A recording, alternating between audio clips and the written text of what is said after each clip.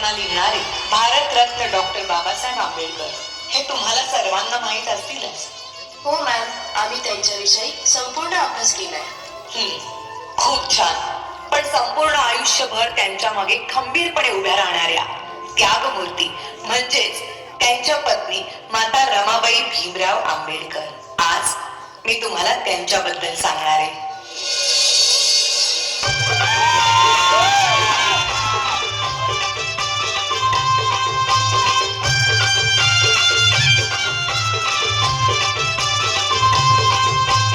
वयाच्या 7व्याच वर्षी त्यांच्या आई वडिलांचं निधन झालं आणि घराची सर्व जबाबदारी त्यांच्या अंगावर पडली.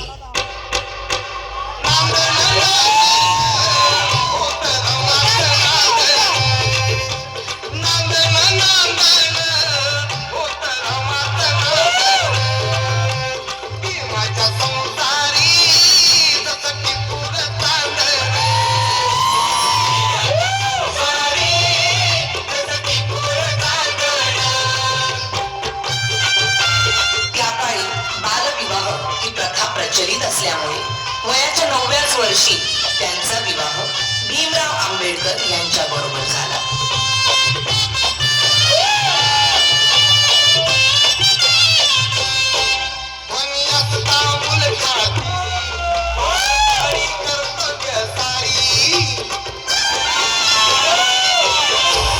अगं, हे काय केलंस? एखाद्या वेळेस तू माझी काळजी घेतली नाहीस तरी चालेल, पण या पुस्तकांची काळजी तुला घेतलीच पाहिजे. मला माफ करा. जर तू शिकली असतीस तर तुला या पुस्तकांचं मोल कळलं असतं.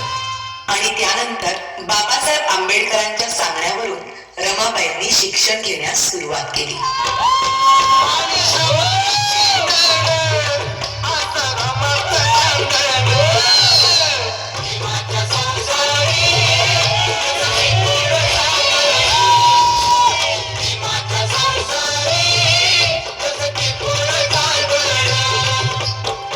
शिक्षणासाठी बाबासाहेब आंबेडकरांना परदेशी जावं लागलं, म्हणून रमाबाईंनी संपूर्ण घराची जबाबदारी स्वतःवर घेतली.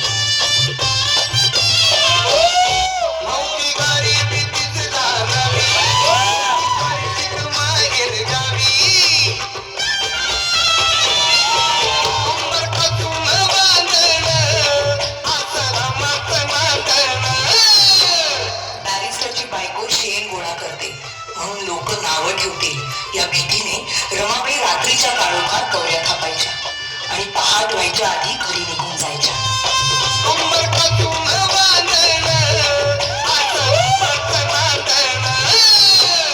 पण मॅडम, रमाई केव्हा झाली? रमाबाईंच्या 5 मुलांपैकी 4 मुलांचा मृत्यू त्यांनी खूप जवळून पाहिला होता. त्यानंतर लहान मुलांना उपाशी पोटी बघणं त्यांना कधीच सहन झालं नाही. अशाच एका वेळी भुकेल्या मुलांची दशा पाहुनी बांगड्या सोन्याच्या रमाईने दिल्या काढून आणि त्या दिवसानंतर सगळी मुलं रमाबाईंना रमाई बोलू लागली.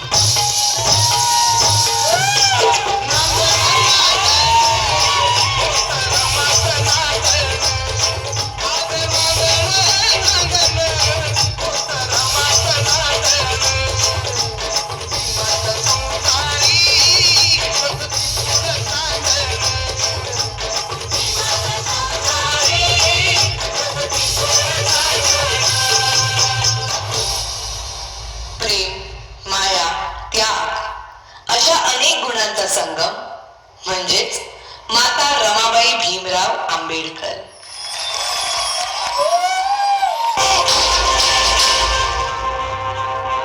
अन्याय करणाऱ्यांपेक्षा तो सहन करणारा अधिक मोठा गुन्हेगार असतो.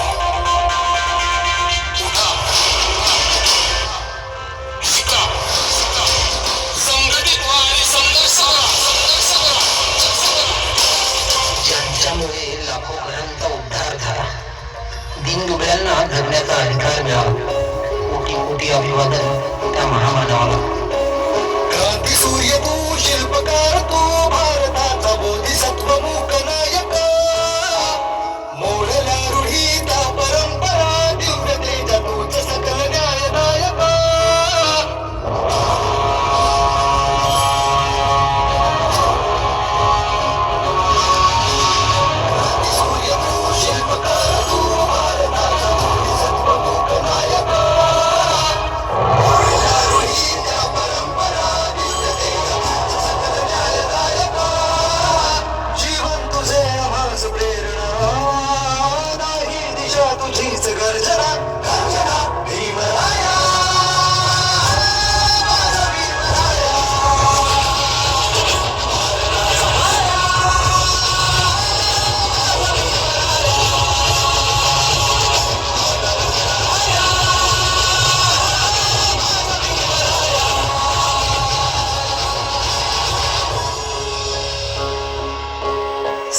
ले तू